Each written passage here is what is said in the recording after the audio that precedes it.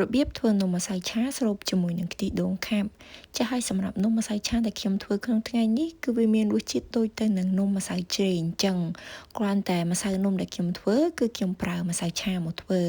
ចាអញ្ចឹងដើម្បីចង់ដឹងអំពីរបៀបធ្វើនិងគ្រឿងផ្សំយើងមានអ្វីខ្លះយើងចូលរួមទស្សនាវីដេអូទាំងអស់គ្នាចាជាដំបូងឡើយគឺខ្ញុំមានស្បែកបាយយើងចំនួនកន្លះខាំដូចជាដំបូងឡើយគឺយើងលាងសម្អាតស្បែកបាយរបស់យើង3ទៅ4ទឹកមកឲ្យសណ្ដែករបស់យើងវាបានស្អាតហើយជាបន្តមកទៀតគឺខ្ញុំដាក់សណ្ដែករបស់យើងនឹងត្រាំជាមួយនឹងទឹកក្តៅដែលយើងដាំពុះនឹងរយៈពេលពី30នាទីទៅ40នាទីយើងដាក់សណ្ដែករបស់យើងត្រាំជាមួយទឹកក្តៅគឺវាលឿនជាងយើងត្រាំជាមួយនឹងទឹកត្រជាក់ចាឥឡូវបន្ទាប់ពីខ្ញុំត្រាំស្បែករបស់យើងនឹងរយៈពេល40នាទីហើយឃើញថាស្បែករបស់យើងនឹងបានរីកល្អហើយជាបន្តមកទៀតយើងចាប់ផ្ដើមរៀបចំដាក់ស្បែករបស់យើងចំហុយនៅពេលដែលបងប្អូនចាក់ស្បែករបស់យើងចូលទៅក្នុងឆ្នាំងចំហុយសូមបងប្អូនធ្វើការរង្គៀសវាបែបនេះមកដើម្បីឲ្យនៅពេលយើងចំហុយហ្នឹងស្បែករបស់យើងនឹងវាបានឆ្អិនល្អជាបន្តមកទៀតយើងដាក់ដាំទឹកឲ្យពុះនៅពេលទឹករបស់យើងបានពុះហើយគឺយើងដាក់ស្បែករបស់យើងចំហុយដែលយើងប្រើភ្លើងមធ្យមហើយយើងចំហុយវារយៈពេល25នាទីចាឥឡូវបន្ទាប់ពីយើងចំហុយសណ្ដែករបស់យើងរយៈពេល25នាទីហើយឃើញថាសណ្ដែករបស់យើងនឹងបានឆ្អិននិងផុយល្អហើយអញ្ចឹងយើងដួសសណ្ដែករបស់យើងឡើងយើងដាក់សណ្ដែករបស់យើងទៅក្នុងចានគោមួយហើយជាបន្តមកទៀតយើងចាប់ផ្ដើមបន្ថែមគ្រឿងដោយខ្ញុំដាក់អំបិលបន្តិចស្ករអំពៅចំនួន1ស្លាបព្រាបាយនិងខ្ទិះដូងចំនួន3ស្លាបព្រាបាយហើយយើងកូរច្របល់ឲ្យគ្រឿងរបស់យើងបានរលាយចូលគ្នាសព្វល្អហើយជាបន្តមកទៀតយើងចាប់ផ្ដើមតប់ស្បែករបស់យើងឲ្យវាបានម៉ត់បងប្អូនអាចប្រើស្ព្រាឬក៏បងប្អូនអាចប្រើ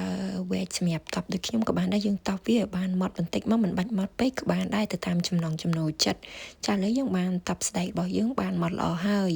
ចាសម្រាប់ស្បែកនេះដែរបងប្អូនអាចយកទៅឆាវាឲ្យវាដាច់ទឹកក៏បានដែរតែសម្រាប់ខ្ញុំគឺក្នុងថ្ងៃនេះគឺខ្ញុំអត់ឆាទេខ្ញុំទុកឲ្យវាត្រជាក់ទៅគឺស្បែករបស់យើងនឹងរឹងល្អហើយចាឥឡូវជាបន្តមកទៀតយើងចាប់ផ្ដើម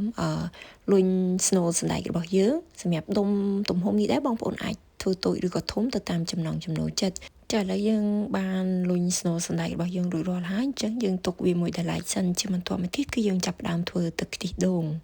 ដោយជាដំបូងឡើយគឺខ្ញុំមានស្លឹកខ្ទឹមរបស់យើងចំនួន1គុំហើយសម្រាប់ស្លឹកខ្ទឹមនេះដែរគឺយើងហាន់វាឲ្យតូចល្អិតៗបែបនេះមក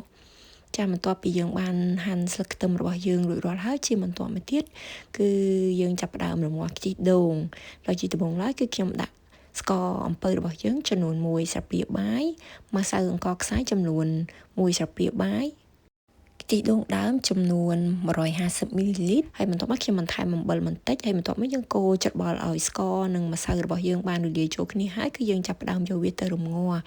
នៅពេលរំងាស់ហ្នឹងសូមបងប្អូនអាសាកូរផងដើម្បីកុំឲ្យម្សៅរបស់យើងហ្នឹងវាឡើងកកជាដុំ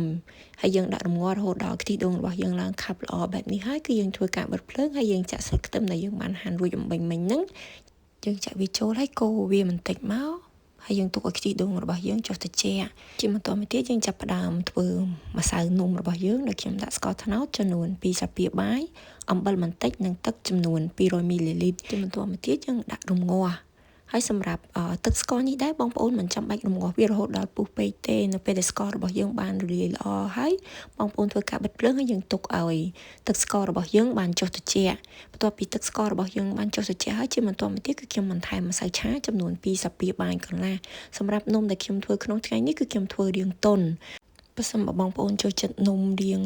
រឹងសូមបងប្អូនធ្វើការបន្ថែមម្សៅឆាបងប្អូនដាក់វាពី3ទៅ4ស្លាបព្រាបាយមកទៅតាមចំណង់ចំណូលចិត្តហើយយើងកូរច្របល់ឲ្យម្សៅរបស់យើងបានរលាយជាមួយទឹកស្ករហើយជាបន្តមកទៀតយើងចាប់ផ្ដើមរៀបចំតម្រៀបកូនចាន់ចងសម្រាប់យើងចាក់នំឬក៏បងប្អូនអាចប្រើពុម្ពអីក៏ដោយឲ្យតែមានរាងមូលយើងរៀបចំវាទុកឲ្យហើយជាបន្តមកទៀតយើងយកម្សៅរបស់យើងទៅរំងាស់